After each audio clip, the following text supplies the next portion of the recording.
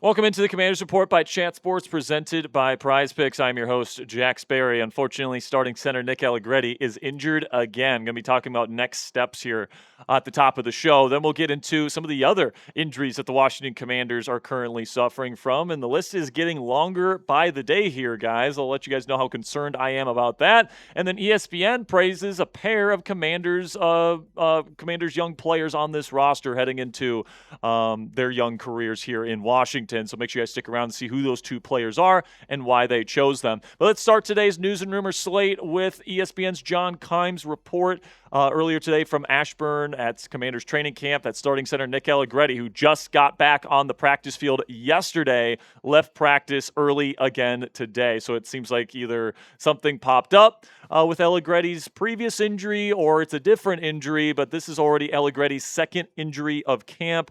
Which, we'll see what the update is, heading into the future. But if it's going to keep him out of camp for an extended period of time again, like it did the first time, I'm not sure if this guy should actually be the starting center. He's never started at center in his NFL career to this point, and I feel like that chemistry between center and quarterback is a relationship that you definitely want to build if you have a new starting center.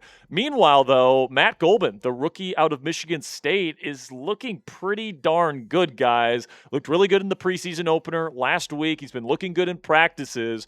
At this point, guys, I'm pretty close to just starting the rookie at this point over Nick Allegretti. If the rookie in Matt Gulbin, who maybe could be the future at this position, is looking pretty good, and he's available to practice and, to actually get some first-team reps here, that's probably something that I would be considering here if I'm Dan Quinn and David Blau heading into this season. Depending on the severity of this injury with Nick Allegretti, if he's going to be back at practice tomorrow, obviously it's not going to be a big issue. But, if he's going to miss another 2 weeks of practices leading up to this season, I definitely don't feel comfortable at this point with Nick Allegretti going into the season as this team's starting center. And if Matt Gulbin continues to play well, I think they should just go with the rookie out of Michigan State. But what say you guys? Let me know down there in the comment section. Type NA for Nick Allegretti if you'd want him to start this year, or type MG if you just want to pull the trigger on the rookie out of Michigan State. Let me know what you guys think down there in the comment section. And while you guys are answering that question, I want to tell you about our first sponsor on today's edition of the Commanders Report, which is Courtyard.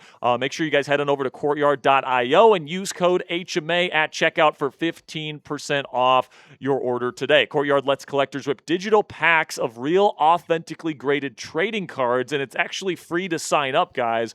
So you guys can download it on your phone right now. Go get it. Go get that username. And by the way, go put that username in the pinned comment of today's show. If you do so, you're going to be entered into a giveaway to get a trading card here that we just opened. And it's actually a Jaden Daniels trading card that we're going to be giving away on the show here this week. You guys can see the card right here.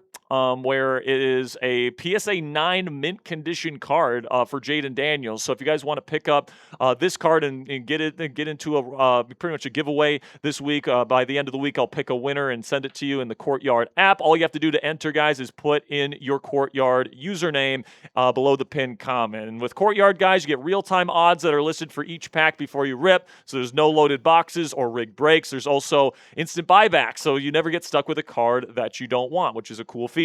Head on over to courtyard.io and use my code HMA at checkout for 15% off your order. And remember, comment your username below the pinned comment on today's show to enter the giveaway. The link is in the comments and description of today's show if you want to download the app today. And a big thank you to Courtyard for sponsoring today's edition of the Commanders Report. Now we can get into some of the other injuries outside of Nick Allegretti that are starting to pile up for the Washington Commanders.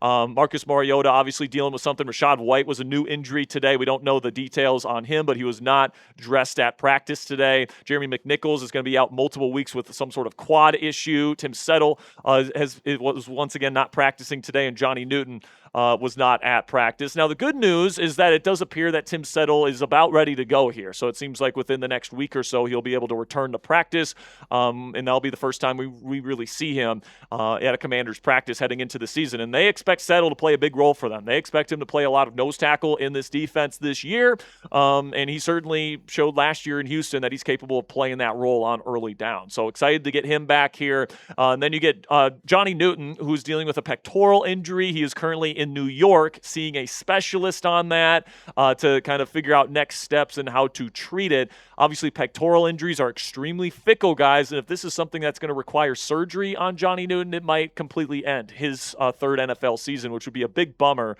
because Newton, obviously, is a former high draft pick, was expecting to have a big step up this year and make a big step up. Had a really rough preseason debut last week against Miami, particularly as a run defender, and if that's how his season is going to end this year, I don't know if this team can really rely on him heading into future seasons. Then we get to some of the other injuries that are going on right now. Players that didn't practice. Deatrich Wise still getting back from that quad injury he suffered last year, still on the PUP. Odafe Oweh and Chaisson, two of your starting edge rushers, are not practicing right now. And then Jordan Magee dealing with, I believe it's a shoulder issue at off-ball linebacker. I thought he looked pretty good in the preseason opener as well. And then Trey Amos is still dealing with that ankle injury. And I do think that, it's at least a little bit concerning that, Amos is missing as much time as he is. This is a brand new defense, and he has had zero or very close to zero practice time. Of course, he was back for that one day of practice, but then he was immediately, going to the trainer's room with an ankle. So, I like Amos a lot, but you're expecting a lot out of him this year, and it's a brand new defense, man. He's going to have to learn the ins and outs. He's going to have to develop chemistry with the players that are out there, and it's nice to have some decent depth with Rasul Douglas, Fabian Moreau, Antonio Hamilton Sr., some guys that have played some football in this league behind Trey Amos in this rotation in case they need to go to that player. But it's definitely a little bit concerning heading into Amos's second year that he hasn't gotten any face time with his defensive teammates on the practice field to this point. But what say you guys? Let me know down there in the comments. What is your concern level for Trey Amos right now? Put it on a scale of 1, meaning not concerned at all, he's fine, to 10, meaning he's going to be terrible this year. This injury is going to ruin his sophomore campaign. Let me know what you guys think down there in the comments. Now, before we wrap up today's show, I want to tell you about our other presenting sponsor here on the Commanders Report, which is Prize Picks, America's #1 sports picks app. Preseason football is here, and there isn't a better place to cash in on your football takes this season than with our friends at Prize Picks. The app is really easy to use. You just pick more than or less than on a few player stat projections and lock in your lineup. For example, here's an example of a Prize Picks lineup that I have going for the season-long projections. I'm taking the more on rushing touchdowns for Jaden Daniels, the more on receiving touchdowns for Terry McLaurin, and the less on 300-plus passing yard performances for Eagles quarterback Jalen Hurts, because F the Eagles. This particular projection is a 6x multiplier lineup, so if you put in an entry fee of, say, $20 like it is in this lineup, you guys can walk away with $120 in winnings if you can get all three of the projections in this lineup correct, and what Prize Picks calls a power play. But best of all, guys, Prize Picks just switched their offer for you. All you have to do is play your first $5 with code HMA, and if you win that lineup, you get $150 in additional lineups. Because of this new offer, there's not a better time to join than right now, right before the start of football season, so lock in and win that first lineup today. One more time, that's code HMA at sign up to get $150 in bonus lineups if you win your first $5 lineup. Click the link in the comments and description to download the app today. As always, play responsibly, and a big thank you to Prize Picks for sponsoring us here at the Commanders Report. And we'll finish up today's show here with ESPN, who has put out an article of their quote-unquote blue chip prospects under 25 years old that are around the National Football League.